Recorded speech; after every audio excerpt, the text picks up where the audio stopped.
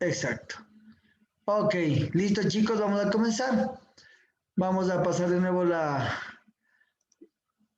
Quedamos en la propiocepción, chicos, de ayer. ¿Quién me hace acuerdo? Si hablamos sobre la propiocepción ayer, Yo, ¿no? profe, Sí, ¿puedo hablar algo, profe? Pero por supuesto, dígame. Ok, bueno, yo pues,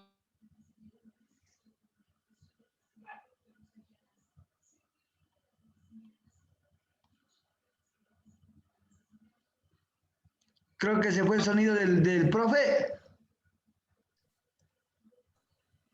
sí, se quedó sin audio, creo. Se quedó sin audio. Otra vez, otra vez.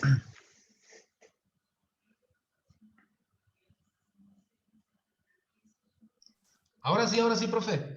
Ahora sí. Sí, sí, perdón. Habíamos dicho que la proposición, bueno, puede cubrir varios aspectos, tanto el deportivo como el de rehabilitación, pero yo había dicho de que era muy importante esto aplicar a las personas que tenían problemas de vértigo, de oído interno, Ajá. y que podíamos trabajar en eso con personas así, porque nadie está exento de eso, de un golpe en cualquier accidente o en una pelea, un golpe en el oído y sufre una descompensación de pronto del oído interno y se dan estos problemas de vértigo, entonces que podíamos trabajar, que era muy efectivo eso y más bien había pedido a ver si se profundiza un poquito, pero ya luego con la explicación que usted dio, para mí está claro y eso puedo decir del tema, profe. Chévere, profe, gracias. Sí.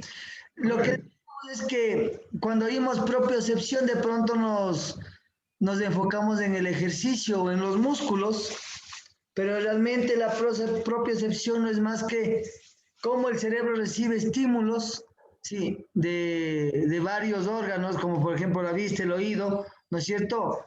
Y los músculos y la planta del pie, que es la que va a ayudar en esto de tener un equilibrio y una y que el cuerpo pueda estabilizarse en cualquier momento o busque el punto de equilibrio. En momentos en donde se pierde la estabilidad. Bien, Sí, dígame. disculpe que le interrumpa. Yo tuve una experiencia personal y fea, ¿no? Con eso del equilibrio por el problema del oído. ¿Ya? Y un día de los tantos, ¿no? Eh, yo me acuesto y me levanto. Y por las mismas me da un mareo, o sea, fue un mareo tremendo que no pude aguantar, que si no estaba al lado de la cama, o sea, yo me caía. Y entonces eso pasó, yo pensé que me levanté de golpe, pero el transcurso del día fue así, así, así, y cada vez fue haciéndose peor, peor, peor. O sea, no podía yo estar parado y peor acostado. Y fue una desesperación que al siguiente, o sea, yo no le, es más, no le presté atención. Y al siguiente día voy al otorrino y me dice que, o sea, más o menos lo que yo le entendí, ¿no? Dice que en el oído tenemos un tipo como membranita, tipo como goma, en donde están unas piedritas, más o menos me explicó así. Entonces, no sé si me dijo, tuve algún golpe, alguna cosa, que esas piedritas no estaban en su sitio, esas piedritas eran de la orientación. Entonces, el otorrino me sentó en la camilla y me movió de lado a lado, izquierdo, derecho, derecho, izquierdo. Y de golpe me botó a la camilla. Y de nuevo me hizo dos veces eso. A la tercera vez, y yo no, yo sentí que me mareé, o sea que el mundo se me daba la vuelta, pero me hizo ver a mi esposa, el doctor, que dice que los ojos se daban la vuelta así, los ojos. Los ojos. Y ¿Ya? los ojos, sí, o sea, está, como esas películas de terror, dice los ojos. Y mire, y me hizo ese ejercicio y como que me dice como que esas piedritas se pusieron en el sitio. Y de ahí acá no me ha dado, no me ha dado más. pero es desesperante esa situación de la orientación porque no podía ni ubicarme, no podía ni pararme porque enseguida me caía. Sí, Y es el problema del oído.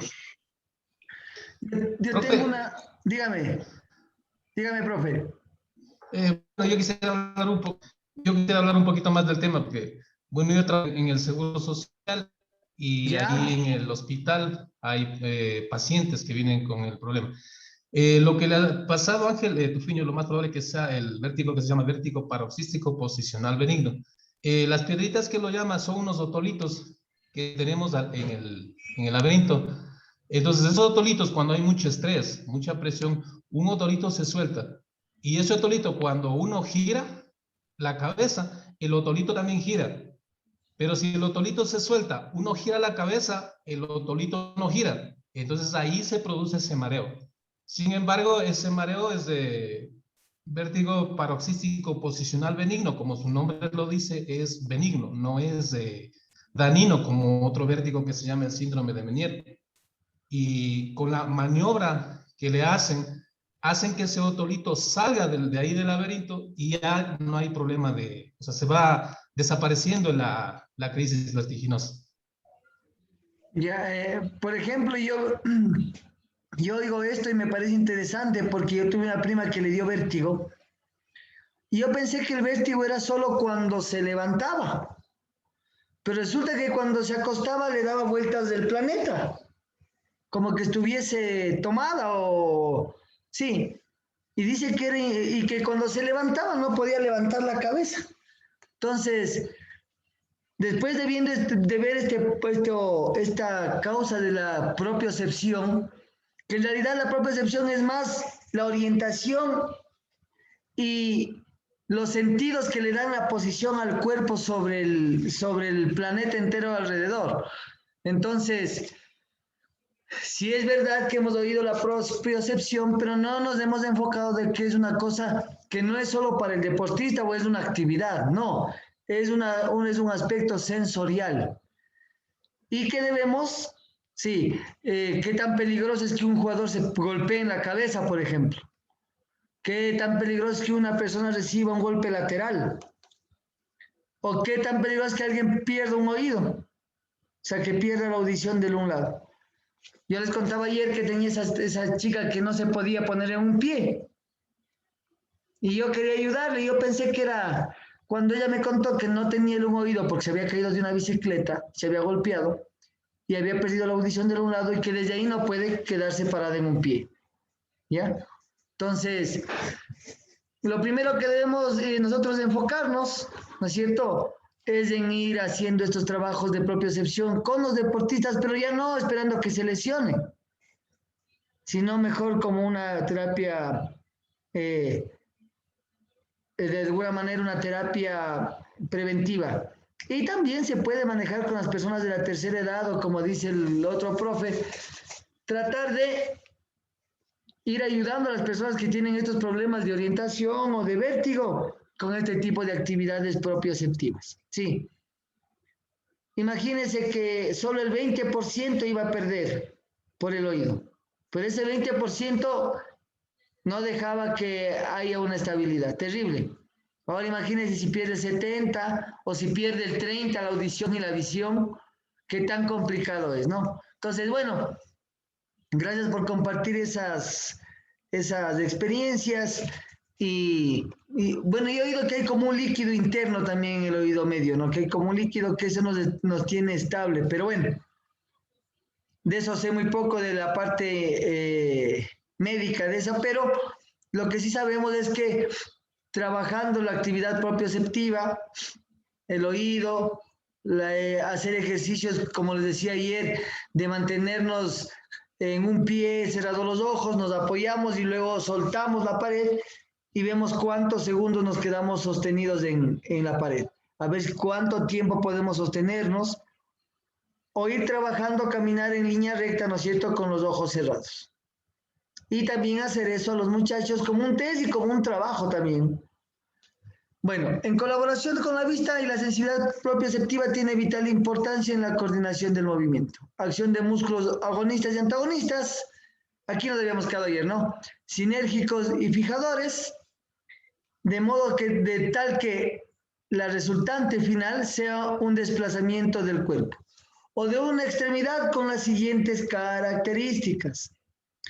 Recorrido exacto de modo que no falte ni sobre distancia según el objetivo deseado. Sí, con estas actividades propioceptivas también podemos plantearlas en el fútbol, ¿no? Como algunos jugadores o defensas o los backcentros, en algunos casos han llamado los reyes del anticipo, sí, una gente que tiene una propioceptividad muy grande porque ve la distancia del balón y el objetivo, el defensa, el delantero y la medición de esa distancia. Entonces, ¿qué vamos a ganar con estas actividades propioceptivas? Un recorrido exacto, sí. Perfecta relación del trabajo entre músculos agonistas y antagonistas, ya que estos deben, sí, ya que estos deben trabajar alternadamente, por ejemplo, en la flexión y la extensión, ¿sí? Entonces, con estas actividades propioceptivas también mejoramos esta relación entre la flexión y la extensión y nuestros músculos agonistas y antagonistas. Ya habíamos hablado de los tipos de movimientos, ¿no? Ausencia de temblor kinestésico, síntomas inequívocos de estabilidad articular, ¿sí? Tanto al inicio del movimiento como en su término. Cuando sentimos que de pronto la rodilla nos falla, sí, tenemos inestabilidad en algunos movimientos, sí, estos movimientos propioceptivos nos van a ayudar a ganar mayor estabilidad y temblores a nivel de articulación, generalmente rodilla y tobillos. Ejecución de la acción pedida y deseada, ¿sí? Que nos va a ayudar a estimular la propiocepción sin descomponerlas en sus movimientos simples. Por ejemplo, si se pide elevar el brazo al frente en flexión y tomar un objeto, lo normal es ir levantando el segmento y al mismo tiempo la mano debe ir abriéndose, ¿no es cierto? Cuando uno va a coger un vaso o cualquier objeto. Preparándose para la acción de aprehensión. Sí, lo anormal es descomponer el gesto de modo que primero se efectúe una acción y cuando ella ha terminado se haga la otra. Levantar el brazo y luego abrir la mano, ¿no es cierto? Entonces, y generalmente puede pasar en las personas adultas o personas con problemas de motricidad, sí. Entonces, también podemos ayudar a las personas con motricidad, capacidades especiales, a ayudar a hacer estos tipos de ejercicios de propiocepción, sí. Entonces, en el modo que se pueda, ¿no? Y si es que la cuestión es muy complicada, ya tendremos que ver a alguien, un fisioterapeuta o alguien que ayude con un poco más de conocimiento. Efectuar las diferentes contracciones musculares, siguiendo un orden, de modo que no haya movimientos parásitos innecesarios que perturben el resultado final. Sí, o sea, que no haya... por ejemplo, cuando hacemos un gesto de lanzamiento, que no haya esa pausa en medio del lanzamiento, sino que con la propiocepción nosotros logremos ganar coordinaciones continuas, sí, para que no pierda ese efecto del movimiento, que puede ser causado por desequilibrio, por inestabilidad. Generalmente en el baloncesto se debe lanzar en movimiento y se enseña movimientos en donde hay que caer ya preparado al lanzamiento y el jugador no cae bien, no hay la estabilidad, cae y se tropieza, cae y no llega seguro. Entonces hay que hacer ejercicios de propiocepción, sí, a un pie, para que él vaya mejorando su estabilidad y cuando ya ha logrado mejorar, cuando caen dos pies ya nadie le mueve, es totalmente seguro.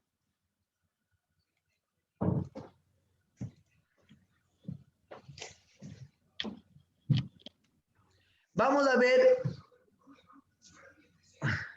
sí, desde el punto de vista del entrenamiento deportivo, la polivalencia del entrenamiento de musculación, porque estamos viendo ahorita la polivalencia del entrenamiento de musculación. ¿Qué quiere decir la polivalencia? Los diferentes ángulos que tiene la musculación para poderla utilizar de diferente forma. Ya hemos visto cómo de diferente ángulo, como en la fisioterapia, a base de saltos, ¿no es cierto?, de pliometría, de propiocepción, se utiliza la fuerza y la musculación como parte de un tratamiento de recuperación. Pero ahora vamos a ver la parte de la musculación como entrenamiento deportivo, ¿sí? El entrenamiento deportivo es un proceso planificado y complejo que organiza cargas de trabajo progresivamente crecientes, destinadas ¿a qué? A estimular los procesos fisiológicos de la supercompensación del organismo, favoreciendo el desarrollo de las diferentes capacidades y cualidades físicas, con el objetivo de promover y consolidar el rendimiento deportivo. Si aquí vemos las actividades que podemos ir generando dependiendo de lo que nosotros queramos como objetivo o como fin. El entrenamiento de la musculación. El entrenamiento de la fuerza muscular utilizando métodos de resistencia como las pesas, las máquinas de musculación, los elásticos, las resistencias o el propio peso corporal para trabajar la fuerza muscular y desarrollar los músculos.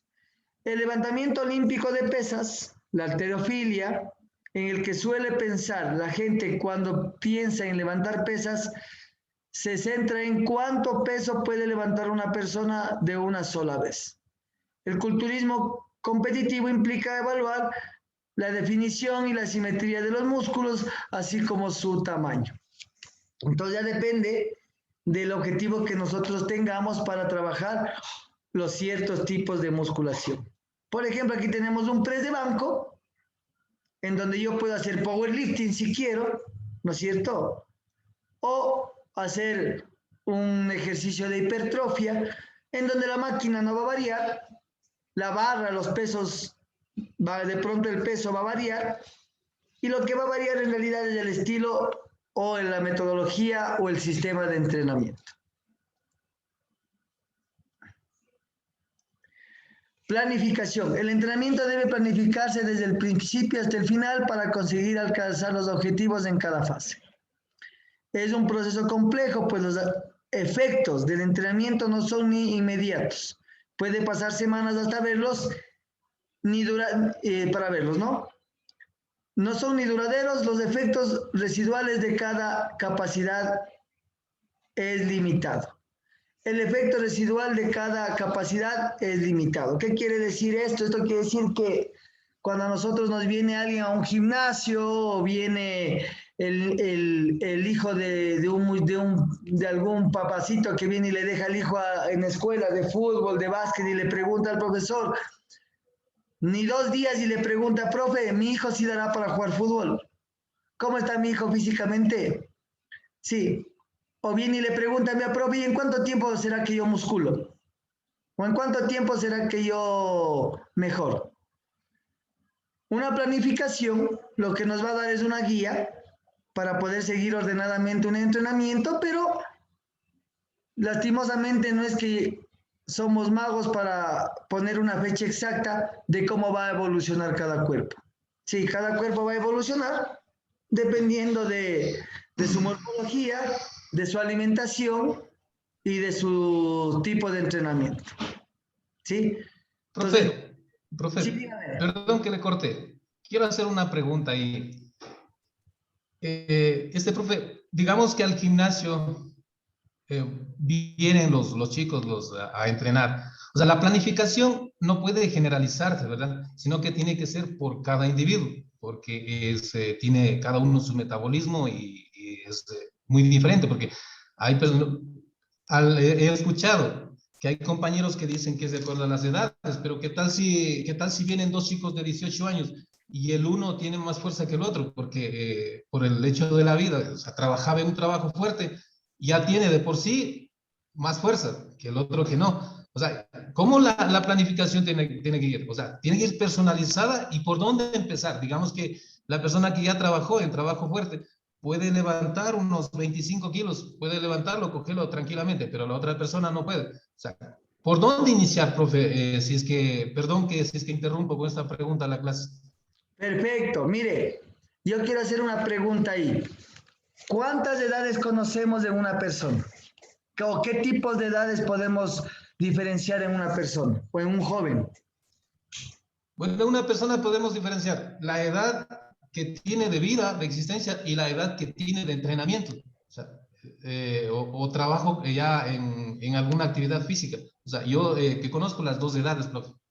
Ya, perfecto. A ver, ¿qué más me puede ayudar en eso? Edad cronológica. La edad cronológica y la otra. La edad de, la edad de oro, ¿no es la otra? No, ¿cómo es la otra edad? ¿No? Prueba del examen. Dígame las dos edades que puedo ver en una persona. Biológica y ¿Tiene que ver eso? Biológica y cronológica. La madurez psicológica. La cronológica y la biológica, ¿no es cierto? Tengo dos edades, biológica y cronológica. Biológica con la que nació, cronológica con la que se presenta. Venga un niño de 12 años y mide 2 metros. La edad biológica, 12 años. La edad cronológica es un gigante. Sí, Profe, yo tengo una pregunta. ya. Verá, le comento, justo el día de hoy en el entrenamiento llegó una chica de Santo Domingo. Y la Ya, verdad, en la contextura de la chica tenía, la chica tenía, en la contextura, según así viéndole al ojo, como dicen por ahí, tenía unos 17 años. ya, Pero le pregunto la edad y ella tiene 14. La Ya. pregunta es, obvio que influye demasiado la alimentación que uno le da en la costa a una que le da en la sierra, ¿no? Porque en la costa dan verde y aquí dan papa. O Entonces, pan. o pan, ajá. Entonces, ¿cómo nosotros como futuros tecnólogos podemos evaluar, porque es una edad completamente diferente, de 14 años con una contextura de una niña de 17, 18 años, ¿cómo nosotros podemos, llamémosle así, entrenar o saber qué tipo de carga, tipo de peso podemos ponerle, sabiendo que la contextura de la chica no es acorde a la edad? ¿Me A ver, explico? sí, primero, yo puedo tener una persona de 2 metros que tiene 14 años, pero cuando le veo su coordinación, veo que juega igualito que los pequeños, que no hay una gran coordinación, que su coordinación corresponde a su edad. Sí, no sé si ustedes han notado que hay muchos niños grandes, pero que juegan con los pequeños y no es que son más hábiles, lo que es más grande. En coordinación todavía está en un nivel normal, podríamos decir eso. Yo ahí me voy a dar cuenta que él en su edad cronológica tiene que recibir el mismo trato que el niño de su edad, así sea más alto.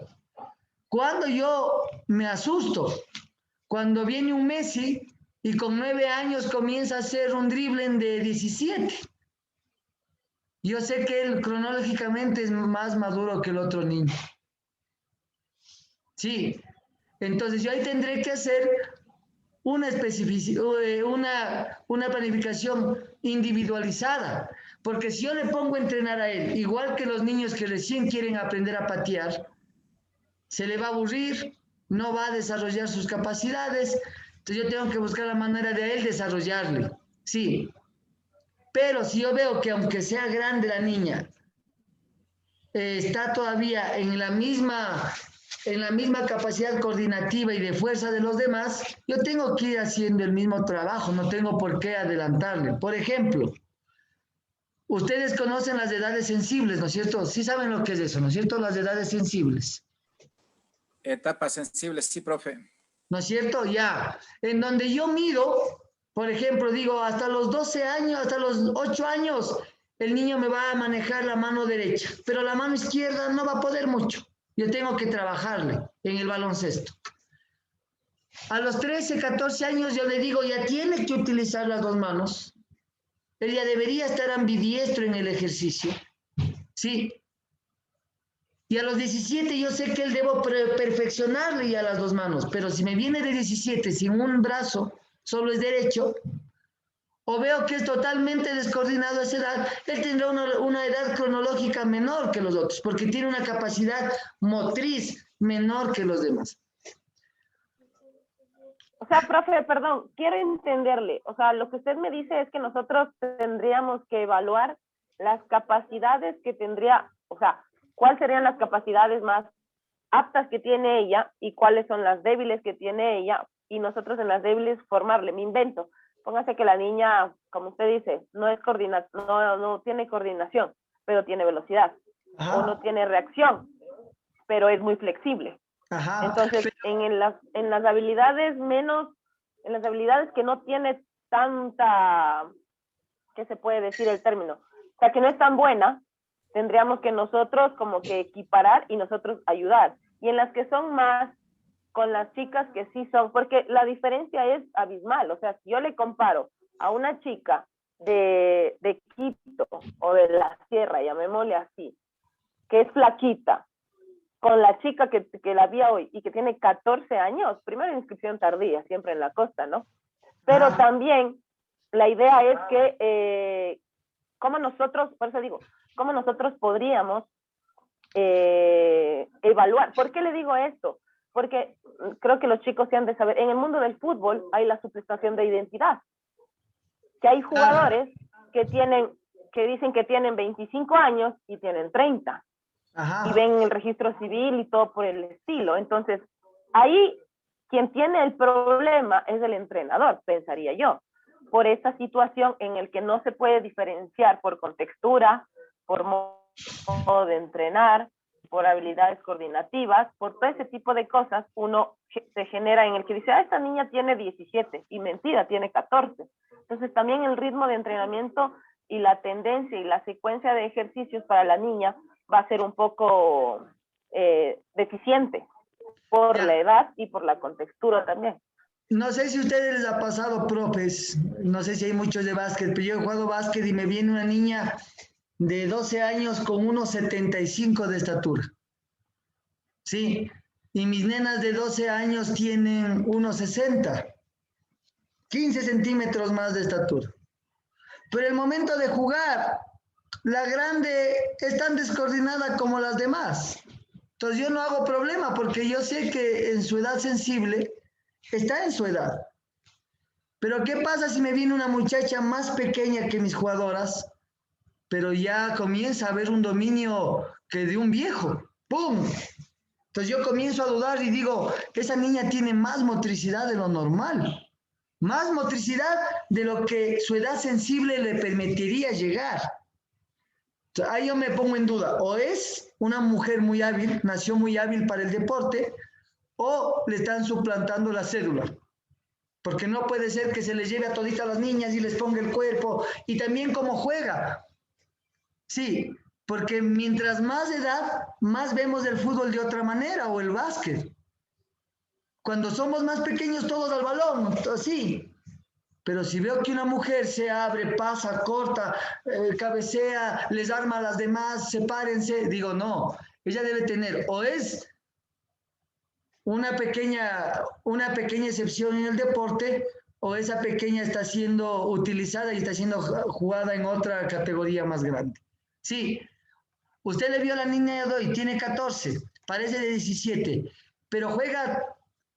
No la estatura, sino sus capacidades físicas son muy diferentes a las demás. Su velocidad. En ciertos aspectos. Pero no, la velocidad cambia. Ya, pero no, en estatura, yo no mido en estatura. ¿Cómo le vio usted? Sí le falta. Ya.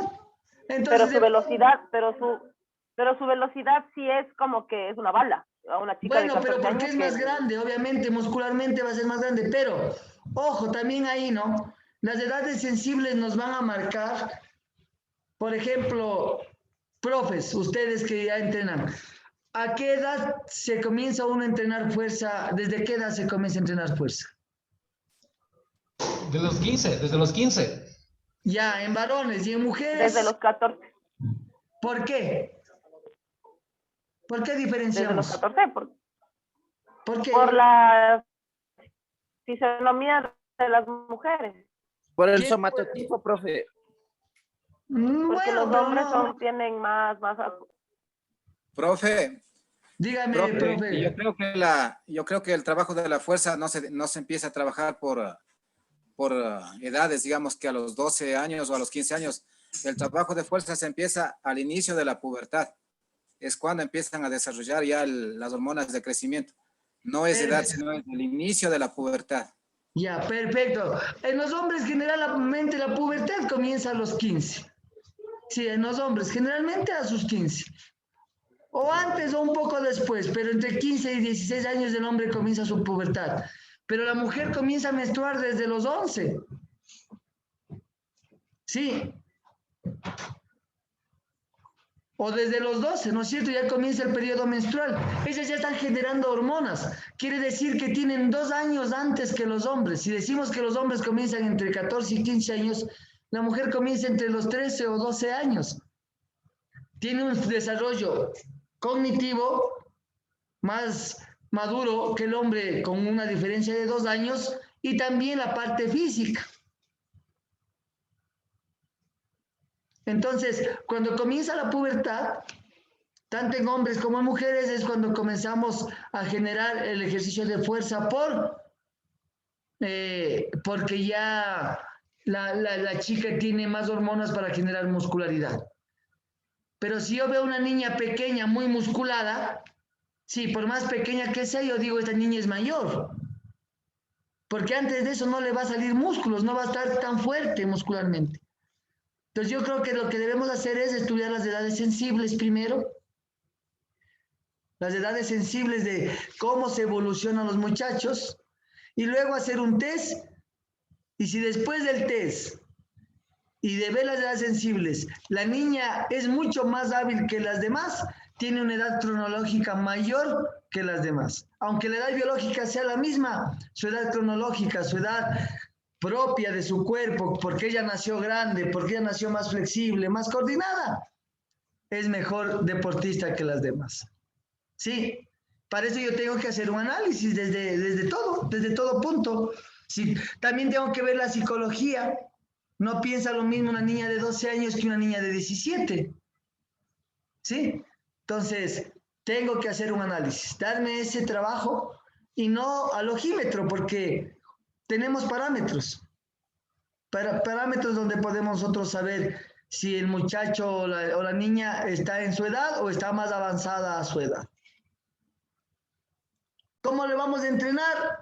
Haciendo un test, una evaluación, pero no porque sea grande y tenga la idea de que parece de 17, le voy a entrenar como de 17.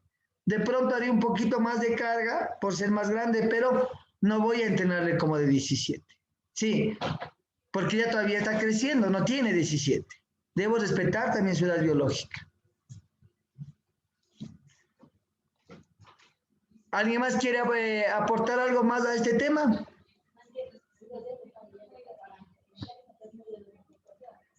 ¿Alguien más, profes, quiere aportar un poco más al tema? ¿Una inquietud?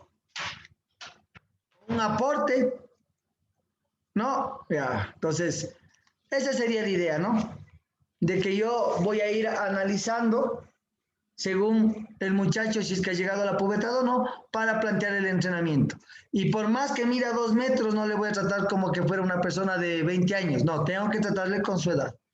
De pronto le pueda subir un poco la carga porque es más grande, pero no voy a exagerar ni pensar que tiene 17. ¿Sí? Tengo que tener cuidado con eso, no me puedo yo confundir en eso. Tengo que seguir tratándole con su edad. De pronto con un poco más de intensidad, pero sigo tratándole con su edad. Hasta para competir, porque si ya tiene 14 no le voy a competir con las de 17. Psicológicamente las de 17 le van a acabar, ¿sí o no? Entonces yo tengo que a ella hacerle jugar en donde le corresponde, no saltarme procesos.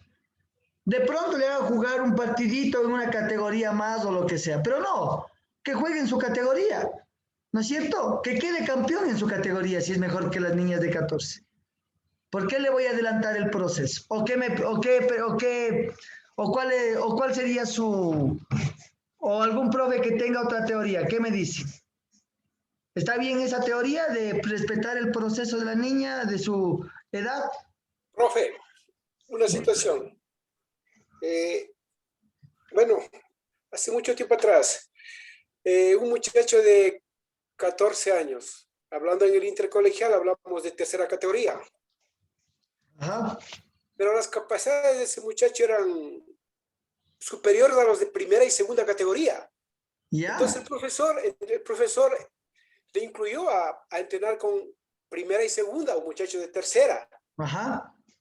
A sorpresa que en una prueba de 10.000 metros por el tiempo unifican las tres categorías, primera, Ya. segunda y tercera, 10.000 metros planos. Y gana ese muchacho de tercera categoría. Ya. Con 14 años, les ganó a los de 17, a los de 16, 18, claro. Entonces yo pienso que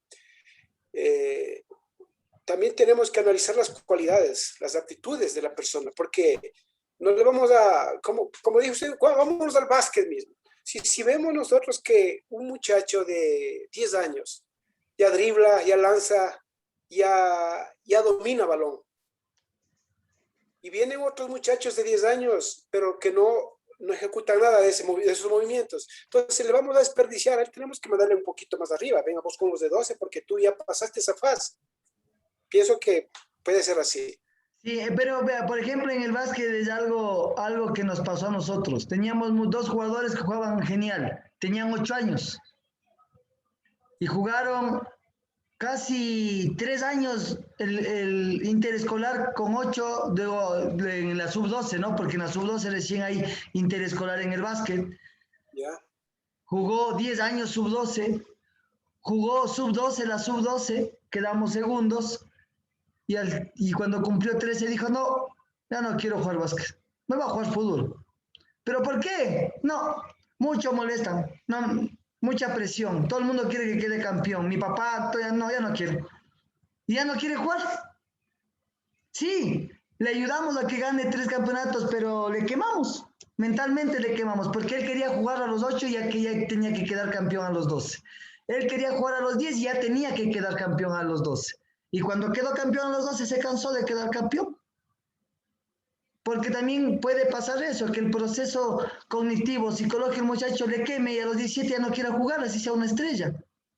O porque mejor que juegue con los de 8 y se divierte, y cuando ya le toque la parte competitiva, a partir de sus 14 años, que siga, y que siga hasta su vejez. Pero puede pasar, como no.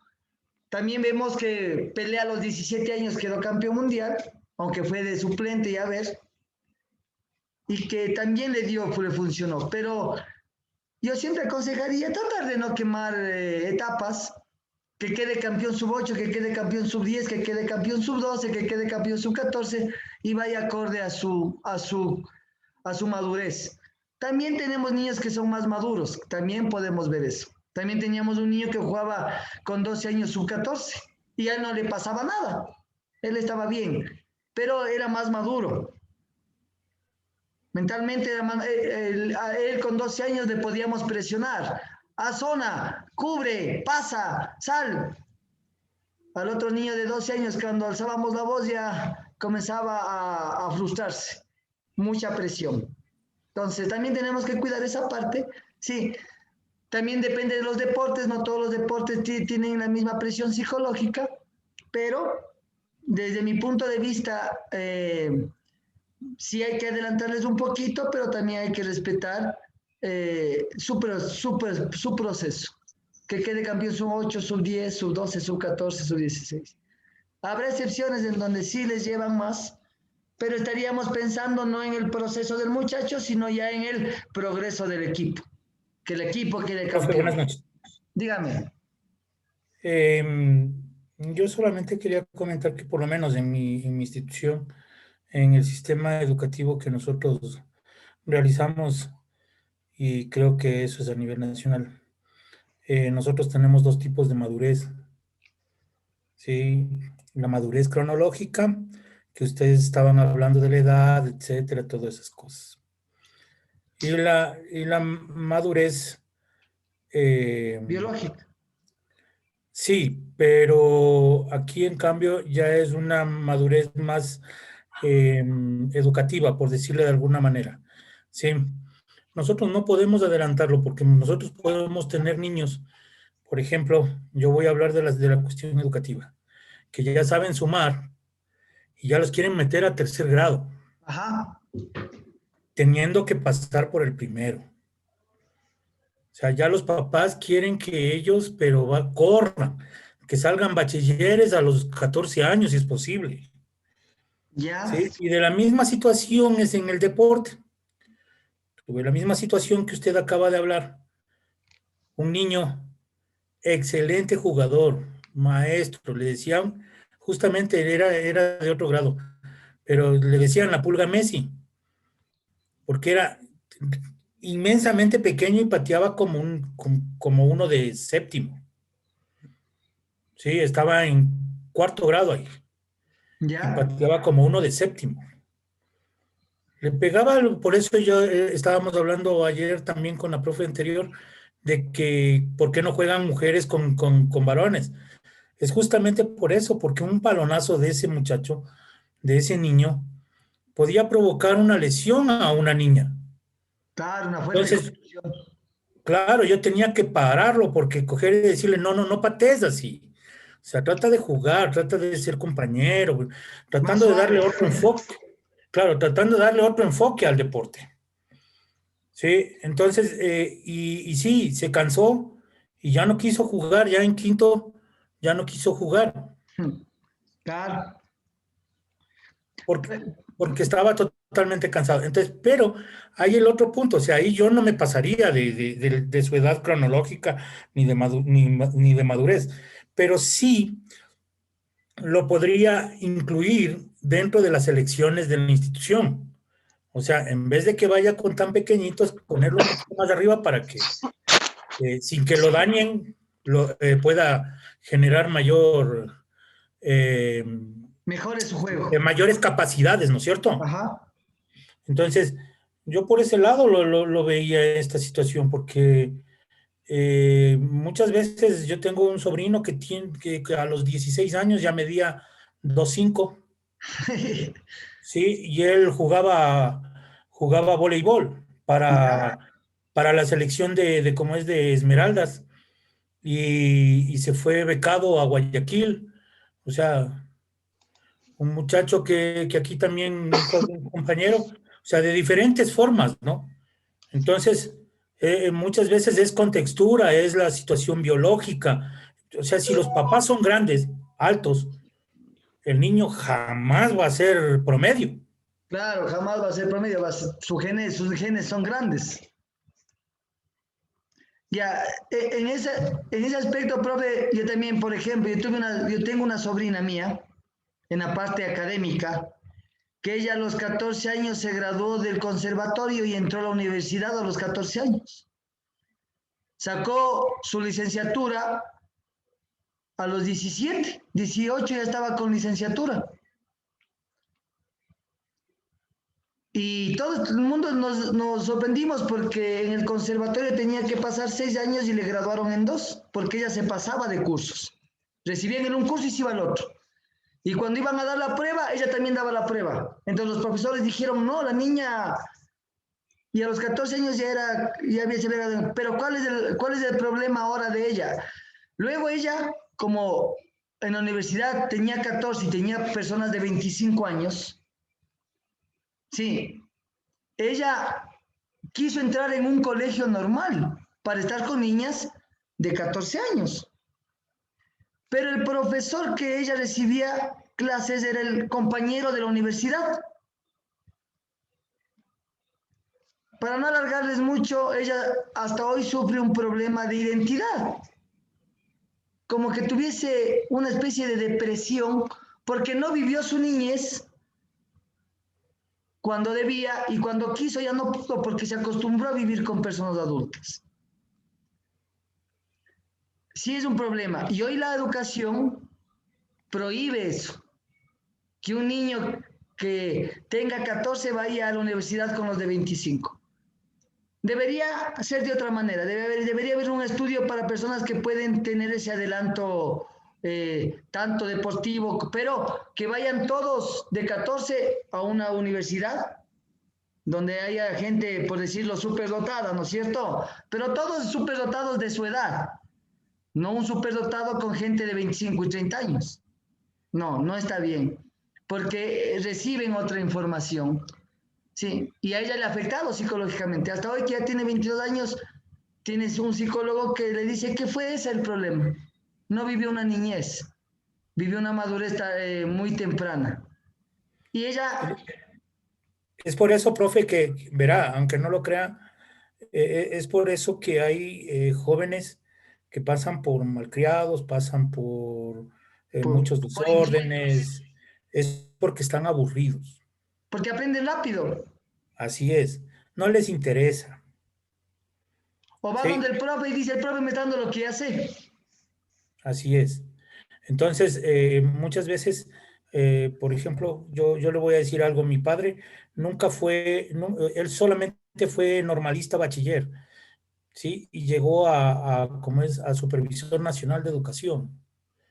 Nunca tuvo una licenciatura. Él se fue a Nuevo México a seguir una licenciatura en deportes, como es en Nuevo México. Y justamente en básquet, profe. Y realmente se cansó y se vino, porque dijo que no le estaban enseñando nada. Aquí estuvo haciendo una licenciatura como es en Manabí, que estuvo ahí de rector de un colegio, estuvo haciendo una licenciatura y cogió y les dejó regalando los libros a los profesores. O sea, entonces él fue uno de los precursores de la primera actualización curricular, la primera que se realizó. Entonces, él era un tipo incomprendido hasta cierto punto. Claro, ¿sí? porque no tiene nadie más, porque no hay una institución que reúne a esa gente. Y esa gente, cuando se siente incomprendida, o les becan y les mandan a otro país, como las fugas de cerebro que hay en Sudamérica, ¿no es cierto? Hay muchas fugas de cerebro, y también muchas fugas de deportes. Carapaz tiene que ir a Colombia para que se le reconozca con sus capacidades, sí. Y muchos deportistas se van a España, muchos deportistas buscan otras. ¿Por qué? Porque en vez de buscar una institución que agrupe a esa gente, se las introduce entre todas. El de 14 es hábil, vaya con los de 18. No, cojan varios de 14 años y únanles. Debería ser así, debería ser así. Pero los dejan para ganar, porque ese es el otro problema. Porque los mantienen abajo para ser ganadores siempre. Profe. Ya, dígame, profe. Bueno, escuchando todos los argumentos y comentarios de los compañeros, ¿no? Muy interesante lo que se manifiesta. ¿Y qué tan importancia se le puede ver a la economía de la cual ellos salieron? Porque hablan de superdotados, hablan de jugadores que a tan corta edad y se cansan y tanta cosa. Pero hay jugadores de estrellas, figuras a nivel mundial que salieron de la pobreza y bueno, sacaron a su familia de la pobreza. Claro. Pero lo hicieron a base de la economía, porque no les quedaba de otra. Claro. Entonces, el mismo Maradona. Pero el mismo Maradona fue utilizado. Sí. Le dieron tanto dinero, le enseñaron a los vicios y al final fue contraproducente porque no vivió una vida alegre y en paz. O sea, no podemos decir que porque nos dio alegrías en el fútbol, él vivió una vida alegre y en paz. Debe haber sido otra su vida. Sí. Claro, sí, lo digo más que todo porque, bueno, hay ejemplos, ¿no? Di María, que repartía, ayudaba a sus padres a vender carbón, Zlatan y un montón de jugadores, ¿no? Que a veces creo que no vieron su parte afectiva o como no recuerdo, es en Europa un jugador de alto élite que después terminó siendo sacerdote. Entonces creo que ellos no se enfocaron en su felicidad o no les quedaba de otra, simplemente por la economía que ellos tenían. Entonces, ahí el aspecto psicológico en esas personas, ¿cómo jugaría? ¿Cómo jugaría el aspecto psicológico? No podemos tratar a una persona como un objeto para que nos dé diversión a los demás. No podemos sacrificar a un ser humano porque juegue. ni porque sea científico, ¿no es cierto? No debería ser así. Y no, tampoco me cabe a mí en la cabeza que un jugador de fútbol gane 2 millones de dólares al año cuando un médico está ganando $300. ¿No es cierto? Hay una descompensación del mundo por el interés. Entonces, ¿qué nosotros como formadores necesitamos? Yo puedo decirle al muchacho de 12 años, ven, vos juegas bien, ven al sub-14 y me haces quedar campeón. ¿Quién quiere quedar campeón? Yo, como profesor, yo como el entrenador, a base del muchacho sacrificándole. Sí, en vez de dejar que jueguen sus 12 años y quede campeón ahí. Pero es que en los 12 años no hay mucha connotación. Necesitamos que quede campeón en el sub-14. O el de 14 que quede en la sub-17. ¿No es cierto? Porque ahí hay más connotación. En los pequeñitos casi nadie toma en cuenta. Entonces, también tenemos que ponernos en esa posición. ¿Quiero formar o quiero ganar? ¿Quiero generar un buen deportista o quiero generar a alguien que sea no buen deportista, sino sea una estrella en un deporte y que deportivamente no sea tan bueno? Porque nos recuerden que muchos de los jugadores de fútbol, mucho licor, porque hay mucho dinero y muchas mujeres. Sí, nos dan alegrías, pero no son un referente para los niños. No va a decirle, sé como Maradona. Ojalá juegues como Maradona, pero no serás como Maradona. No hay cómo. Un ícono como jugador, pero como persona no. Ya, y no queremos eso porque usted es un formador. Usted quiere que el muchacho sea holístico, sea completo. Y si mañana se lesiona y no puede jugar, sea un profesional. Esa sería la idea. Profe, quisiera hacer un aporte ahí. Dígame. Bueno, estamos hablando en tema de que si, por ejemplo, a un muchacho de 12 años ponerle a jugar fútbol con alguien de 14 años. En cuanto al desarrollo educativo, desconozco. Pero en el desarrollo deportivo sí tengo un poquito de conocimiento. Y ahí estamos yendo prácticamente en contra del principio que hablamos, justamente hoy creo que hablamos también del supercompensación. Ahí quiero que tomemos en cuenta algo. Si es que hay un deportista que se le está aplicando las cargas adecuadas y el descanso adecuado, hay adaptación, supercompensación. Si yo a un deportista le aplico demasiada carga, sobreentrenamiento. Claro. Y si yo a un deportista le aplico muy poca carga, infraentrenamiento.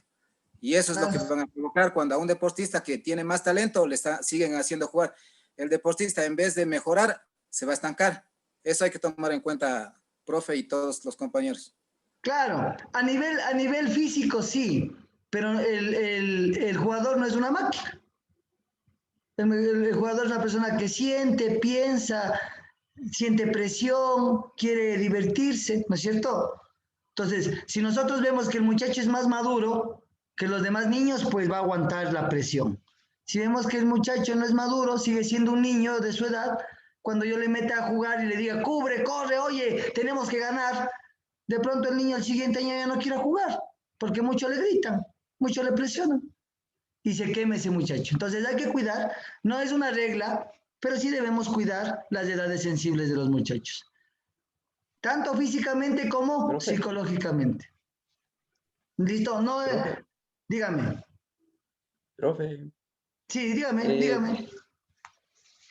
Permítame, sí, lo que usted dice, acaba de decir es, es fundamental respetar las edades, ¿no? De los deportistas, sobre todo en el atletismo. Han habido muchos talentos que así desaparecieron porque a los 14, 15, 16 años ya los entrenadores les hacían trabajar con unas cargas como de 20, de 22, entonces, ¿qué pasa? Ellos llegan a los 18, 19, 20, la vida deportiva se reduce enormemente. Por decir, los atletas kenianos, ellos a los 21, 22, 23 años están ganando ya los majors, que se llaman los mejores 6 maratones que hay en el mundo. Llegan a los 30 años y ya se retiran, o sea, se ganan sus cuantos millones de dólares y se dedican a otra cosa. A otra cosa. los dos atletas, los maratonistas, uno es de Kenia y otro es de Etiopía, que tienen las mejores marcas del mundo, o sea, en maratón. Bueno, ellos, los que tengan la oportunidad de ver los Juegos Olímpicos, van a ver, véanlo, se los recomiendo, de verdad.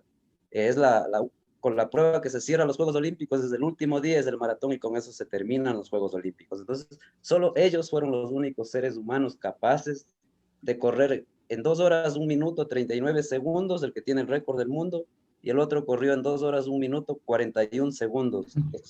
Entonces, ellos tienen casi la misma edad, tienen aproximadamente unos 38 años, y fueron los únicos que respetaron. Fueron corredores de 5,000 y 10,000 en pista netamente. Claro, también corrieron muchos mundiales de cross, distancias de 5 y de 10 y todo eso. Entonces hicieron la transición después, pasados los 30 años, y ahí están los resultados. Pero los maratonistas kenianos mismos que empezaron a correr a los 18, 19, 20 años ya maratones, a los 30 años ya desaparecieron, ellos ya no existen ya. Entonces, por eso es necesario, es súper importante. O sea, claro, si hay un talento a los 14, 15, 16 años, pues tiene que hacer en pruebas cortas, ¿no? O sea, que desarrolle toda su velocidad, 100 metros, 200 metros, 400, 800, y va haciendo la transición. O sea, mientras va pasando de categoría, subiendo de categoría, va pasando a otra distancia ya. Entonces, así es como un entrenador que tenga conocimientos, por supuesto, o sea, va a hacer eso, va a aplicar eso, pero si hay alguien que solo se dedica a leer, a buscar en el Google cualquier tontería que publican ahí, pues le acaba al deportista, o sea, a los 20 años se quedó, chao, desapareció y eso. Gracias, profe. Sí, lo que más que nada es un consejo para que ese deportista sea un deportista más longevo, ¿no? No se queme sus periodos. Sí hay excepciones en donde... Dígame. Dígame, profe, dígame. Se le fue el audio, profe. Una consulta, profe. Dígame. ¿Ahí me escucha, profe? Sí, profe, dígame. De todos los deportes, profe, ya casi siempre hemos escuchado lo mismo de atletismo desde segundo, desde que estamos en las clases, en las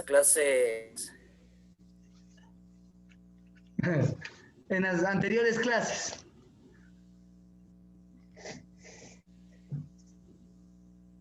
Perdón, profe, es que siempre estamos en lo mismo de atletismo, y ya estamos, al menos yo ya estoy hasta acá con el atletismo. De ver las mismas historias, de saber lo mismo. No sé si podemos conversar. Aquí tenemos compañeros que tienen otras tendencias más en el ámbito. Claro. ¿Por qué hicieron la calculadora? Porque yo soy docente. Hay otros compañeros que tienen otra experiencia en otras ramas deportivas y sí sería bueno también escucharles a ellos. Claro, aquí claro. Usted imagine, esto es un conversatorio para nosotros nutrirnos, ¿no es cierto? No es dar una materia y que todo el mundo copie y haga una tarea. No, lo que queremos es saber qué es lo que pasa con el deporte, en todos los ámbitos. El que quiera toma la palabra y nos da un poco de lo que conoce, porque como les dije, yo no soy el sabelotodo, manejamos ciertos deportes y a mí sí me interesa saber de muchos deportes para yo también generarme respuestas a mis dudas. Sí, yo también tengo dudas. Obviamente no puedo, si soy entrenador de básquet, no puedo saber de todos los deportes. Sí, entonces, si quiere alguien... Profe, permítame un momento. Profe, una cuestión. En el ámbito, por ejemplo, aquí tengo compañeros que saben bastante lo que es la parte de lo que es el ciclismo. Entonces, hoy en día, por esto de la pandemia, hay muchas personas que se están dedicando a la parte del ciclismo, de montañismo, en bicicletas.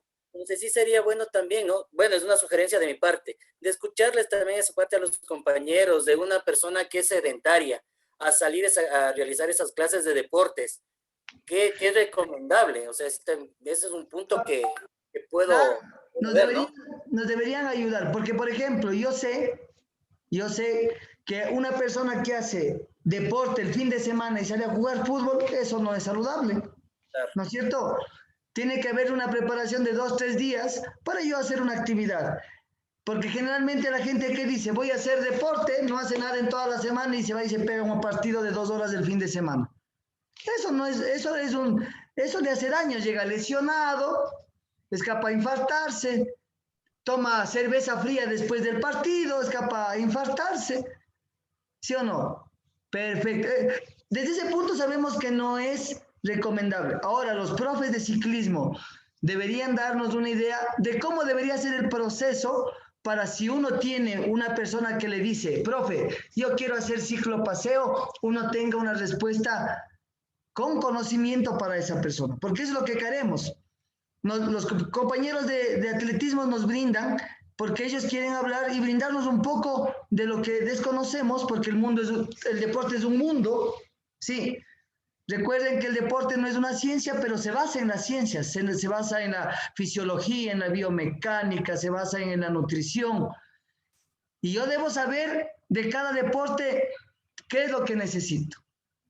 ¿Qué necesito de cada cosa y qué diferencias hay? Entonces, si alguien nos puede ayudar con esto del ciclopaseo, que nos... A ver, ¿qué les parece?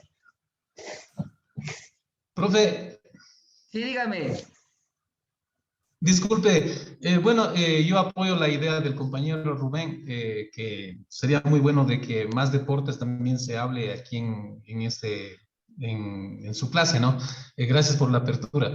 Pero yo quiero hacer una pregunta más, profe, relacionado al tema que estábamos tratando del culturismo en el gimnasio. Yeah. Por ejemplo, viene un deportista, o sea, lo que entendí es que le hacemos un test, ¿no? Un test a cada individuo que viene. Pero dentro del test, profe, ¿sería indicado hacerle, por ejemplo, una prueba de cuánto peso levanta? Para, de acuerdo al peso que inicialmente levanta, poder de ahí iniciar el entrenamiento. ¿Sería recomendable eso, hablando del culturismo? Sí, pero ¿qué pasa? Que una persona me llega después de un año de no haber hecho nada. ¿Qué puede tener el señor de capacidades físicas? Debe estar con sus músculos mejor atrofiados de no hacer nada. Entonces, ¿qué hago yo? Primero debería hacer un test de cuánto pesa, saber cuánto pesa, cuánto mide. Luego de saber cuánto pesa, cuánto mide, hacerle un entrenamiento de adaptación al deporte durante un mes. Sí, hacer un full body, trabajar todo el cuerpo a bajas intensidades, volúmenes un poco más altos. Y después del mes le haría un test de fuerza a ver cuánto está alzando una vez que esté adaptado. Una vez de que yo le haya hecho ejercicios de cardiovasculares, le haya hecho hacer ejercicios de resistencia a la fuerza, sí, le haya hecho hacer ejercicios un poco de fuerzas submaximales, sí, que no sean altas para que él vaya ganando muscularidad. Y al mes yo le haría un test de fuerza a ver cómo está. Le haría un test de flexibilidad al inicio, sí. Le haría de pronto un test de resistencia sobre un step, que ahí hay ciertos tips para ver cuánto resiste. Pero el de fuerza es muy difícil hacerle a una persona que recién comienza un test de fuerza ya, a ver cuánto alza. Sí, porque de pronto le alza 10 libras. ¿Con cuánto le hace? ¿Con 2 libras? No. Tendrá que usted saber que esa persona, si mide 1,80 y pesa 200 libras, por lo menos debería estar alzando unos 70 o 80 libras en press de banca, por lo bajo, porque debería ser esa la idea. Pero si no alza, yo primero haría un acondicionamiento y una vez que le di la adaptación al deporte, ahora sí hagamos un test. Y ya después del mes, hablamos de un verdadero entrenamiento. El primer mes tiene que ser de adaptación. El primer mes no es de entrenamiento. El primer mes es para que él vaya retomando sus capacidades físicas. Sí. Profe, ¿y qué tan recomendable es trabajar con esos software que le calculan el RM y todas esas cosas? Bueno, en los Polar sirve bastante porque es un entrenador personal, sí, pero son datos. El Polar no le va a decir a los 10 minutos, corre más rápido porque estás muy bajo, no. Usted va a hacer un test y el entrenador siempre va a ir guiando de mejor manera porque va a ver las respuestas del descanso. ¿Qué tan fiable es?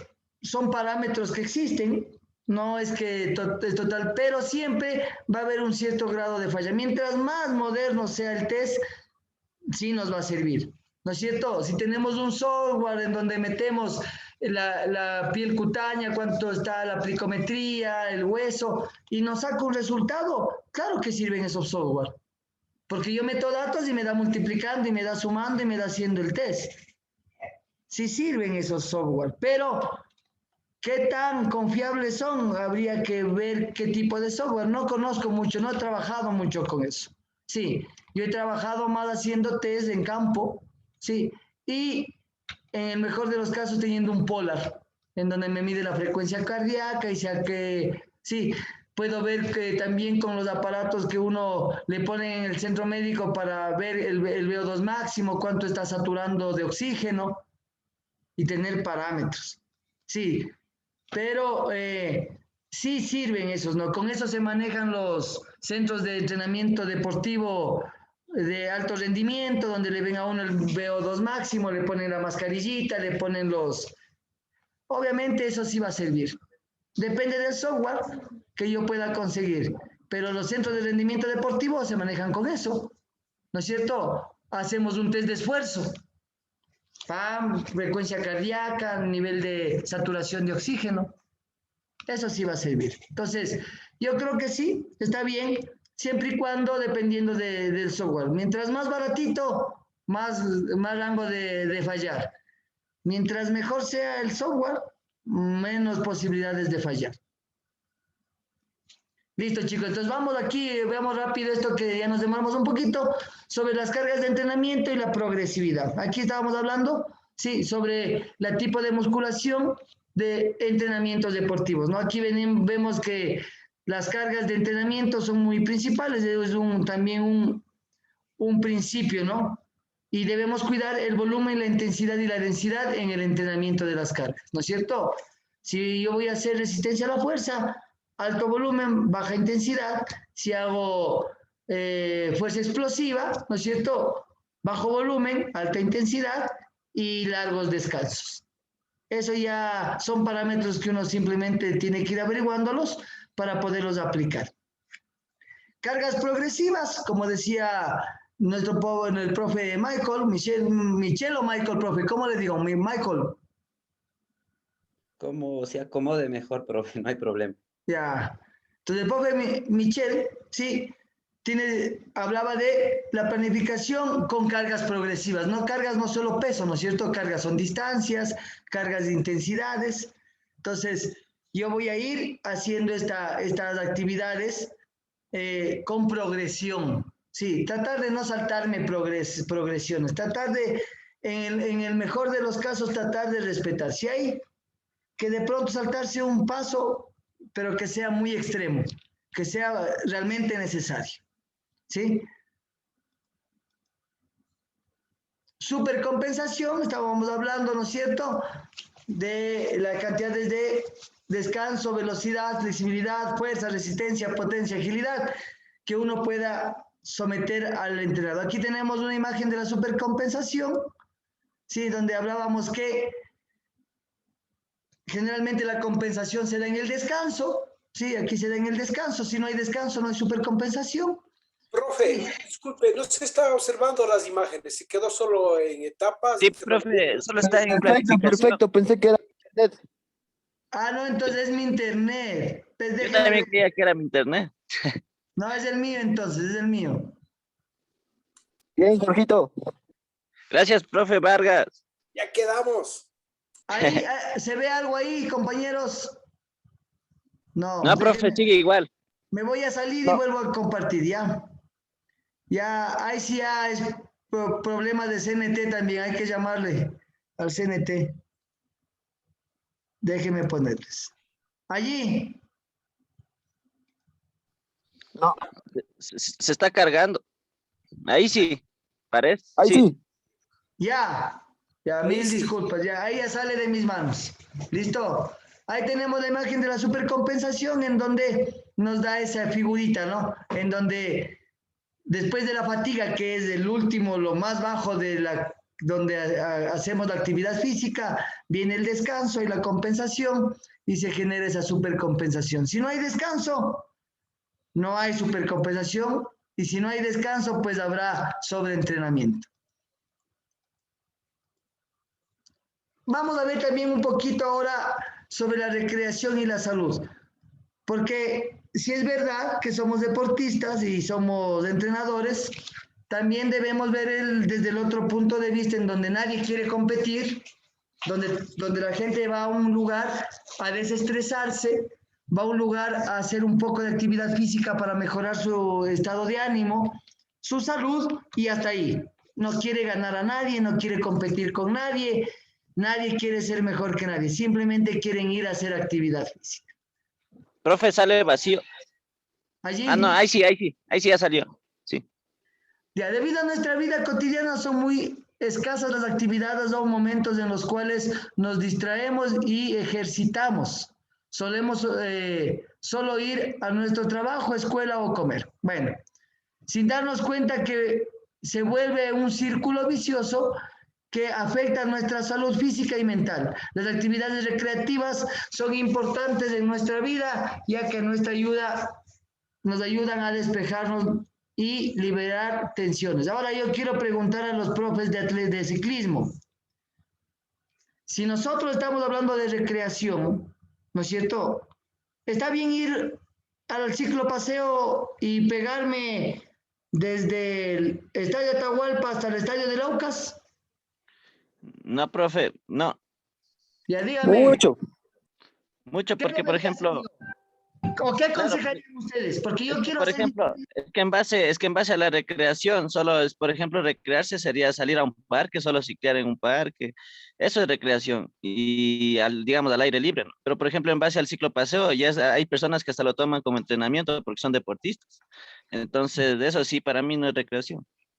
Ya, ¿y qué aconsejaría? ¿Qué me aconsejaría? Carolina, Atahualpa nomás. Empezar de a poco, como de a poco, por ejemplo, si usted quiere hacer ciclopaseo, digamos, si es que nunca ha entrenado, digamos, ciclismo, porque hay gente que por la pandemia recién topó una bici. Entonces, de a poco ir igual, primeramente tomando pocas distancias, empezar, eso le digo, entrenando en un parque, de ahí de a poco irse alargando la distancia, igual incrementando la velocidad. Eso es para mí lo que yo haría.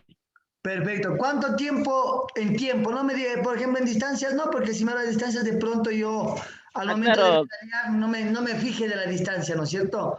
Claro, en tiempo. ¿Qué me recomendaría? ¿En horas? ¿En minutos? ¿Cuánto tiempo?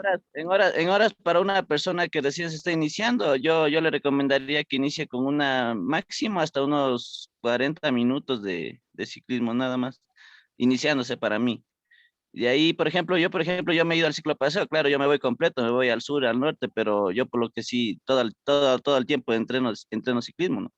Pero, claro, pero yo no soy deportista así de élite, pero yo hago ciclismo aparte, individualmente, por mi parte, claro. Perfecto. Y de pronto yo le pregunto a usted, profe, y si yo le digo, profe, aconséjeme entre semana qué puedo hacer para yo poder llegar el domingo y seguir cicleando. Porque yo quiero hacer algo entre semana, pero no puedo coger la bici.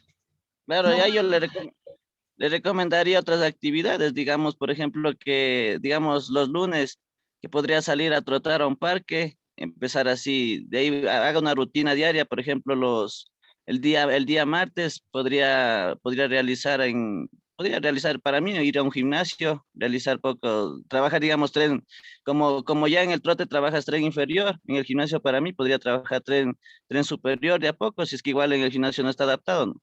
Entonces, para mí, después descansa un día, de ahí digamos, el jueves, igual volvería yo al trote, y así para irle acostumbrando, ¿no? A una persona que nunca, digamos, no esté adaptada, ¿no? Para mí.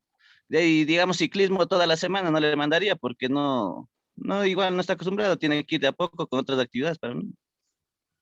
Ya, muchas gracias, profe. Mire, siempre yo pregunto esto porque, por ejemplo, el proyecto del municipio de hacer la ciclopaseo solo los domingos es una buena idea y al final también termina ser no tan recomendable, ¿no es cierto? Porque guía a todo el mundo a salir a hacer un solo día a la semana una actividad maratónica. Pero bueno, no estaría mal. Listo, bueno, pasemos un poquito. Sabemos que en todos los países del mundo, dice, el deporte y la recreación y el juego influyen positivamente en la salud física. Si sabemos que si hacemos con cuidado, la gente que no somos deportistas, lo hacemos con moderación, siempre va a haber una parte positiva y una mejora de la parte física. Muchas de estas actividades recreativas enseñan importantes lecciones de respeto, colaboración y sana convivencia también. Entonces vemos que las actividades multifacéticas de una actividad, ¿no es cierto?, polivalentes como lo hemos descrito ahora, tienen varios beneficios. Ahora, beneficios del entrenamiento con pesas. Mayor masa muscular, eso ya sabemos, ¿no es cierto? Mejora nuestro sistema óseo, el sistema óseo se vuelve más denso, ¿sí? Y reduce los riesgos de fracturas o lesiones óseas. Entonces, sea que no esté acostumbrado la persona a hacer deporte, siempre se le va a aconsejar hacer actividad física moderada, ¿sí? Flexibilidad de las articulaciones en el entrenamiento de fuerza ayuda a mantener flexibilidad articular y puede reducir los síntomas de las artritis. ¿Listo? Control de peso, a medida que gana músculo, su cuerpo empieza a quemar calorías con mayor facilidad, facilitando el control de su peso. Quiere decir que a mayor músculo, menor cantidad de grasa.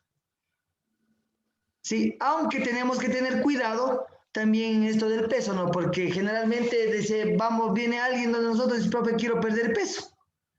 ¿Tiene que perder peso o no? ¿Qué dicen ustedes? ¿Hay que perder peso?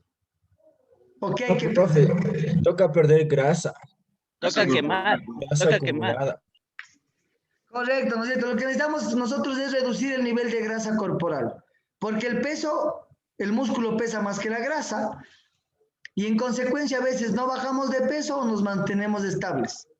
Pero en medidas, menor cintura, menor cantidad de grasa abdominal, menor capacidad de grasa en ciertos grupos musculares, entrepierna, cuádriceps, glúteos.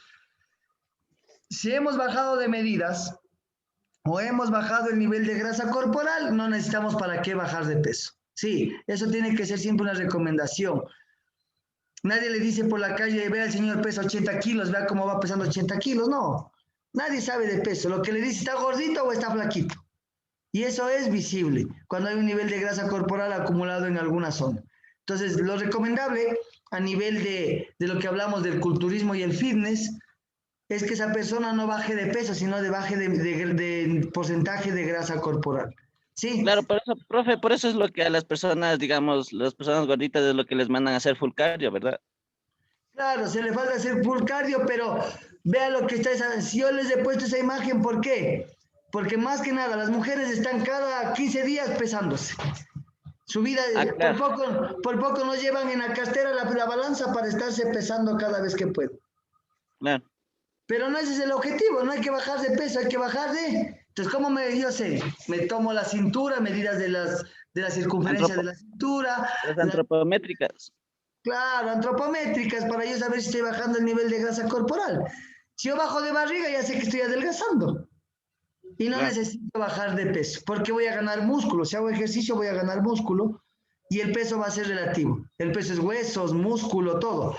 Entonces, yo he puesto esta imagen porque generalmente se concentran y hacen dietas locas. Por ejemplo, tengo una prima mía que me preguntaba sobre una dieta y yo quiero que muscule. Pero ya me desayuné que está haciendo un ayuno intermitente. ¿Qué es el ayuno intermitente? Dejar de comer 16 horas al día. No, pues ahí se enferman en vez de... 16 horas al día, lo que le queda son 8. O sea, puede hacer 2 comidas porque solo cada 4 horas hay como digerir. O sea, y de ahí va al gimnasio. Entonces yo no sé claro, para pero qué... Entonces como entrenador está mal, porque sí he oído que hay entrenadores que les mandan esa dieta intermitente y eso dice que te puede hasta matar, dice. He oído. O sea, ¿para qué hicimos el curso de nutrición de ver el total de calorías, la edad, si vamos a hacer ayuno intermitente? Entonces, coma lo que pueda. Entonces, claro, no. En base a eso, el desayuno dicen el alimento más importante del día, ¿no? Entonces eso le meten el intermitente justo en el desayuno. No sé si Todas las ustedes comidas saben, son importantes. todas las Claro, pero la comidas, base claro, pero la base es del desayuno, porque si igual dicen, si tú no te alimentas en la mañana bien, en el día igual no vas a resistir. lo que pasa es que en el desayuno hay un problema, que el cuerpo está ansioso de recuperar nutrientes que no se ha comido durante 12 horas. Entonces va a haber mayor absorción. Segundo, en la noche se pierde más calcio que en el día. Sí sabían eso, ¿no es cierto? Que uno pierde el 50% más de calcio dormido que despierto. Entonces, si hace un ayuno intermitente y come recién a las 12, come hasta las 4 y no vuelve a comer al otro día, bueno, esperemos que no le dé una anemia severa, ¿no es cierto? Y entonces, ¿y por qué viene esto? Por esta báscula que está aquí. Ella es la culpable de que la gente quiera solo y la mala información. Entonces, debido al culturismo y el fitness, nosotros debemos ir aprendiendo. Es más complicado la dieta, pero ir aprendiendo cada vez más a orientar a las personas que entrenamos a comer una vida sana y lo que tiene que comer. Equilibrio. Los ejercicios fortalecen, pueden aumentar la flexibilidad y el equilibrio, ¿no? Ya habíamos visto que los ejercicios de propiocepción, mire, aquí tenemos un ejercicio de propiocepción, en donde ella hace una actividad de equilibrio, tensiona glúteo, tensiona pierna, lumbar, trabaja deltoides, trapecio, cuádriceps, bueno, sí. Y no creo que ella haga ayuno intermitente, ella de comer bien. Entonces, siempre aconsejar en la parte del fitness y del culturismo no hacer dietas muy extremas, siempre va a estar. Ahora vamos a ver un poquito en la parte de la recreación. Sí, voy a leer solo una frase para no alargarnos más. Dice la autora mexicana: la recreación ha sido considerada como una actividad que renueva al individuo del trabajo. La recreación tiene a ser definida como una actividad con un propósito, vista como una asistencia individual para tener experiencias positivas en el ocio, que ayuda a renovar el espíritu, recuperar energías y rejuvenecer como individuos. Por eso es que también la actividad deportiva es una buena actividad y una buena influencia para tenerla como tiempo de ocio. ¿Sí? Las actividades de ocio y actividades deportivas tienen tres facetas. Una como actividad. Sí, se considera que desde el punto de vista personal, las actividades recreativas son todas las actividades realizadas por el sujeto en el tiempo libre, elegidas libremente que le proporcionen placer desarrollar de la personalidad. Y desarrolla la personalidad. Por eso decimos que entre los 10, 7 y 12 años las actividades deportivas sean un juego. Sí, ayudan a que ese niño desarrolle su personalidad, desarrolle su sociabilidad. No se preocupe en ganar o perder, sino en ser partícipe de una actividad. Obviamente, dándole fundamentos técnicos, ayudándole a entender mejor el juego, pero que la realidad sea que él aprenda un fundamento técnico y juegue, que él tenga un fundamento técnico y se desarrolle. Sí. Y con las personas que quieren hacer actividad física como musculación y fitness, también guiarles de esa manera. Que hagan actividad física, sí, que mejoren su estado de salud, pero que no hagan este tipo de cosas que corran riesgo su salud, ¿no? Vamos también a ver que en las actividades de musculación y fitness tenemos un sistema como programa, sí, que debe ser recreativo, en algunos casos turístico y muchas veces culturales.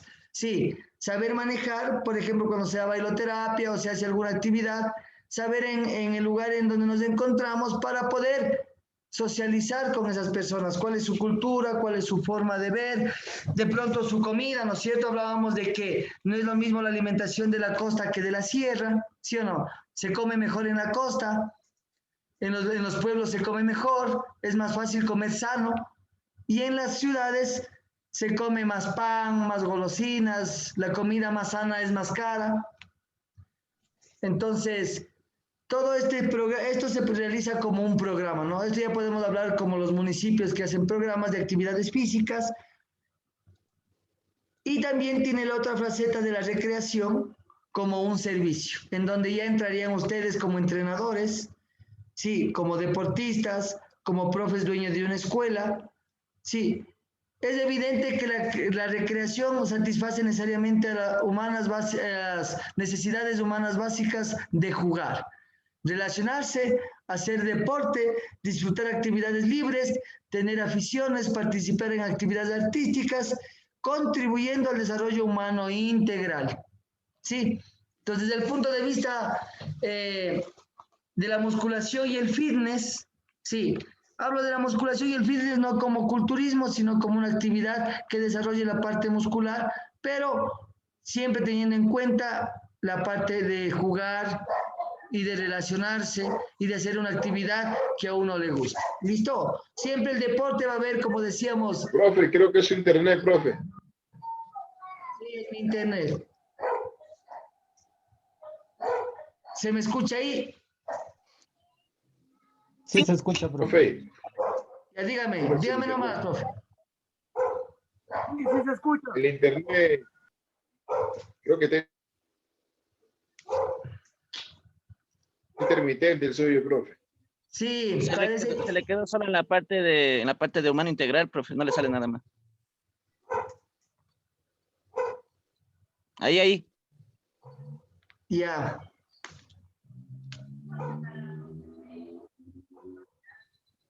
Ya, perfecto. Mire, aquí podemos ver cómo nosotros también debemos brindar un servicio.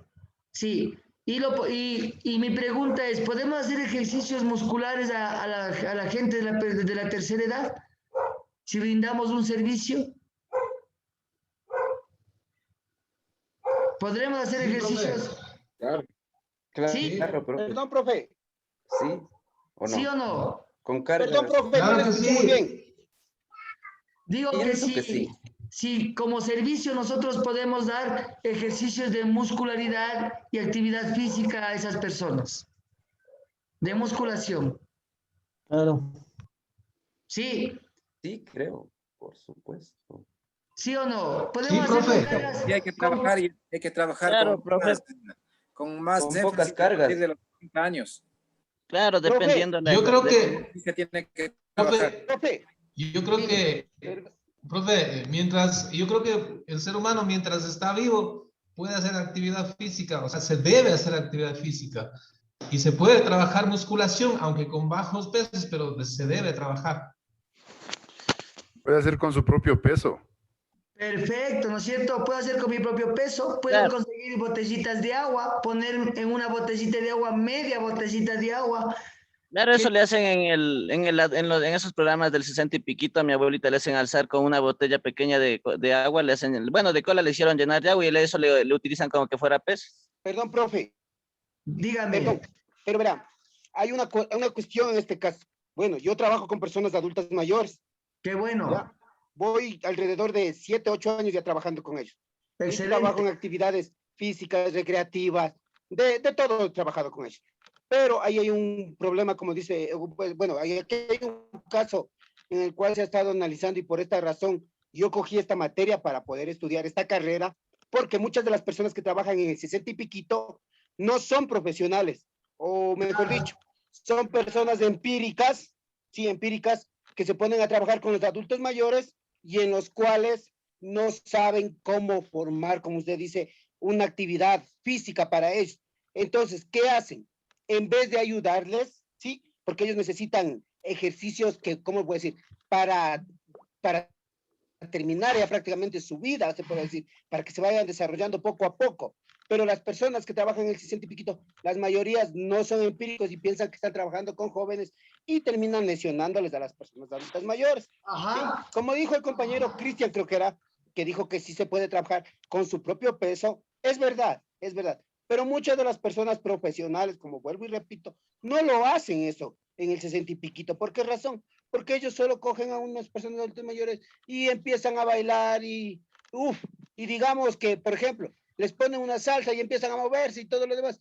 y las personas mejor, las adultas mayores, se resienten y no vuelven a recibir esas clases. Por esa razón es que muchas de las veces no funcionan esos proyectos.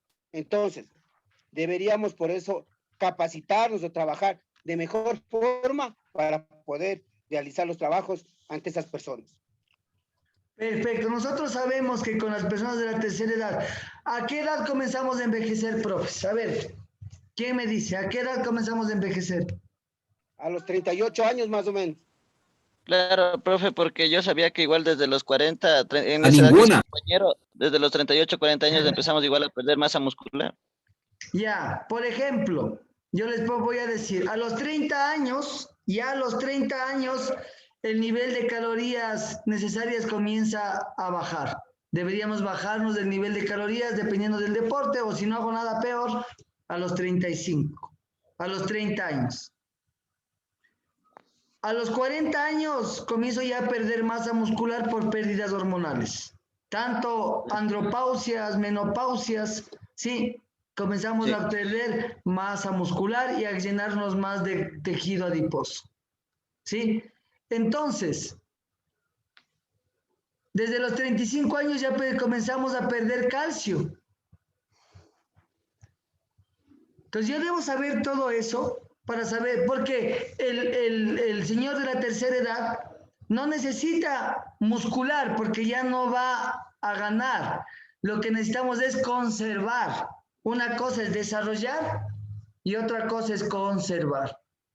La persona de la tercera edad o de los 40 hacia abajo, yo debo tratar de mantenerme. Sí, no voy a tener la misma muscularidad que un muchacho de 18 o 20 años, que él sí está en su desarrollo pleno. Yo ya estoy, por decirlo así, de bajada. Yo debo tener consideraciones. Obviamente hay sus excepciones, hay deportistas longevos, pero no es la generalidad. Y yo debo tratar las cosas por su generalidad y no por su excepción, porque entonces voy a hacer un daño. Entonces, lo que usted dice es correcto. ¿Para qué estudiamos? Para saber que el estímulo muscular tiene que haber. Porque ¿qué hace el estímulo muscular? Ayudar a que haya mejor absorción de calcio y minerales en los huesos. Y las personas de la tercera edad que están perdiendo eso, hay que estimular.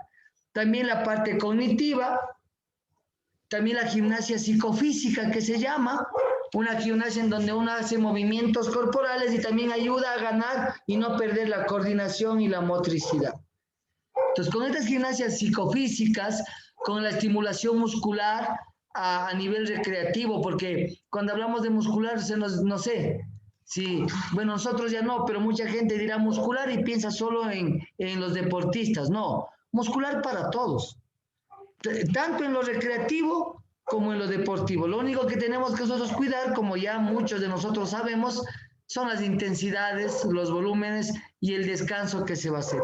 Y plantearnos, como decía alguna vez el profe Michel, tener un objetivo primero, ¿no es cierto? Mi objetivo para yo dar mi clase de musculación es que la gente de la tercera edad estimule un poco los miembros superiores y tendré que hacerlo con cuidado, bajas intensidades y bajo volumen, y que sea periódico, o sea, que sea 1 o 2 veces por semana durante todas las actividades que ellos van realizando.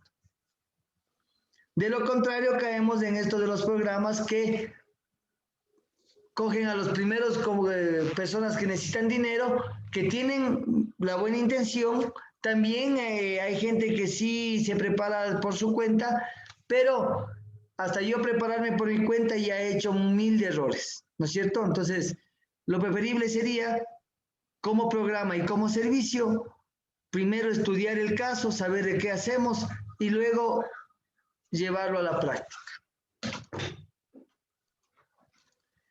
Aquí tenemos el profesional de la recreación, ¿no es cierto? Y aquí vamos a hablar lo que nos decía ahorita el profe, que no le pude ver el nombre. El profe, ¿qué nos dice? Que el desempeño profesional de los profesores de recreación física se revela como un efecto educativo en los niños, niñas, jóvenes, adolescentes y la población en general, mediante el proceso que dirige. el despliegue de sus capacidades y habilidades pedagógicas. Sí, siempre tendremos que tener alguna especialidad pedagógica para poder llegar a las personas de mejor manera. Responsabilidad laboral, disposición personal hacia las actividades a desarrollar, la articulación de la motivación afectivo y lo cognitivo que determina su emocionalidad y naturaleza, y su relación interpersonales con los estudiantes o con las personas que entrenan, colegas, directivos en las instituciones educativas y sociales. Y aquí falta una cosa más, que esa persona sepa a quién se va a dirigir y con qué personas va a tratar y a quién va a dirigir, ¿no es cierto? Entonces, viendo la polivalencia del entrenamiento muscular, nos damos cuenta que tiene varias facetas, ¿no?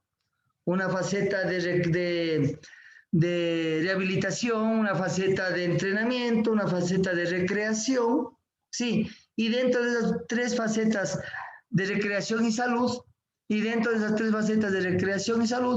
tenemos estas otras facetas en donde nos explica, sí, cómo se hace se interrelaciona el ejercicio, la muscularidad y las actividades recreativas como individuo, como un proyecto de pronto para personas ya que necesiten, o como un servicio, ¿no? Como una necesidad que lo vamos a realizar. Puede ser una necesidad educativa, una necesidad deportiva, pero vamos a brindar un servicio.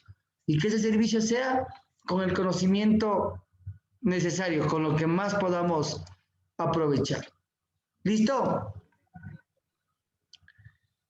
Es una alternativa, déjenme ver, es una alternativa de actividad física basada generalmente en el ejercicio físico, ¿sí?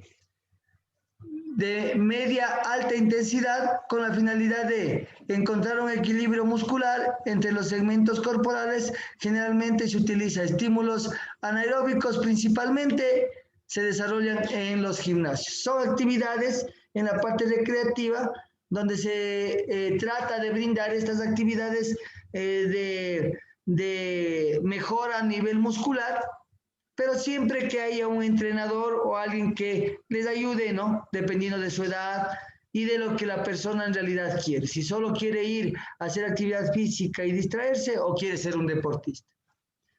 La musculación, al ser un entrenamiento con pesas, provoca transformaciones inducidas en las fibras musculares como son microtraumas. Estas pequeñas lesiones en el músculo contribuyen al cansancio experimentado tras el ejercicio.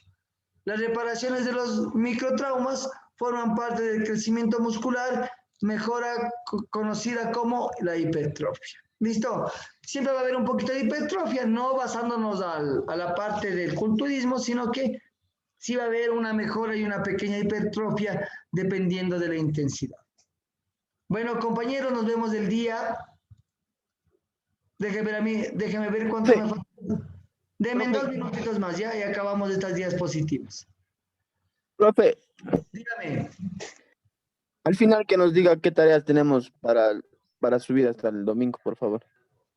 Ya, ¿qué tareas tenemos pendientes? Déjeme ver. La de polivalencia, esa de ley no, porque ya vimos. Ya. Hasta polivalencia nomás, chicos. Suban hasta polivalencia y a las otras dos les dejamos pendientes. Sí, las otras solo son cuadros sinópticos y cosas que se van a demorar 4 minutos o 5 en realizar cuando ya reciban la clase. No es... O sea, solo hacemos el ensayo de polivalencia y ya, nada más. Nada más, ya voy a ver, listo, porque lo demás son deberes más cortos. ¿Listo? Siempre los ensayos son los más largos, los demás son cuadros sinópticos y cosas pequeñas que les pido para que ustedes tengan referencia. Un cuadro sinóptico le va a servir a usted para saber, como quien dice, los temas básicos de una actividad, ¿no es cierto? Profe, buenas noches. Dígame, profe. ¿Puede repetir, por favor, que está pendiente? Porque mi internet está intermitente y no lo escuché bien. Solo el deber de polivalencias que hoy recibimos. Sí, faltaron 1 o 2 diapositivas de leer, pero ya es solo reflexión de todo lo que hemos hablado hoy. Sí, no hay nada más, no hay más No hay otra complicación más del tema y el tema al final es solo una pequeña reflexión sobre que la musculación y la polivalencia que se trabaja generalmente, estamos hablando de polivalencia en actividades de gimnasios, en un lugar polivalente en donde puedo yo tener varias funcionalidades deportivas, Trabajar recreativas, varias. fisioterapéuticas, ¿no es cierto? Dentro de un gimnasio puedo trabajar todo eso. Y dentro de eso está el entrenamiento de musculación, donde se vuelve polivalente, o sea, para varias formas, no solo para los deportistas, sino para la gente en común. Eso nada más. ¿Hasta cuándo, profe, se va a ver? El deber, hoy estamos día jueves, hasta el sábado. Ya, muchas gracias. Listo, hasta el sábado tranquilamente pueden entregar. Listo, nada más. Profe, dígame. Pero es que habilité la plataforma porque estaba hasta el otro sábado y sale que ya estamos retrasado la tarea. Hoy cambio. Me meto ahorita a la plataforma y en 30 segundos ya les cambio la fecha. Solo tengo que cambiar la fecha de recepción. Gracias, profe. Muchas gracias, buenas noches. No hay problema. Hasta el martes. Profe. El martes. Hasta el día Descanse, profe, martes, cuídese. chicos. Gracias, Ángel. Profe, una pregunta. Nos vemos, profe. Chao, muchachos, Gracias. chao. Una pregunta, profe. Gracias. Y los compañeros de atletismo, sigan por favor interviniendo. A mí me gusta mucho, me gusta conocer de todos los deportes. Sí, por favor, todos los que quieran intervenir, intervengan. Por favor, nadie se calle. Ya, profe, gracias, tranquilo. Gracias. Profe, no va a tomar la cortamos foto de la, nuevamente, así, espérenme, la ahí foto de la asistencia. otros. Tranquilo, no hay problema. Ya la próxima semana aquí ya les tomé lista. Ya, profe, gracias. Chao, profes. Muchas gracias, profe. Profe, una pregunta. ¿Para los de la mañana es igual de web o sí tenemos que hacer los otros? No, para los de la mañana igual, porque solo llegamos hasta polivalencia del entrenamiento de musculación, ¿no es cierto? Hasta ahí nomás llegamos. Ya, profe, entonces el otro deber todavía no. Nosotros No, no, ya les cambio hoy las fechas. Espérenme, si no es hasta hoy, hasta mañana y esas fechas están cambiadas. Cuando vean ya no tienen retraso. Ya, profe, muchas gracias. Ok. Profe, muchas gracias, un buen fin de semana. De igual manera, todos, profes, que descansen lo poco que puedan descansar. Chévere, profe, gracias. De igual manera, chicos, gracias a todos. Profe Marco, una buena noche. De igual manera, profe. Y a todos los profes igual, ¿no?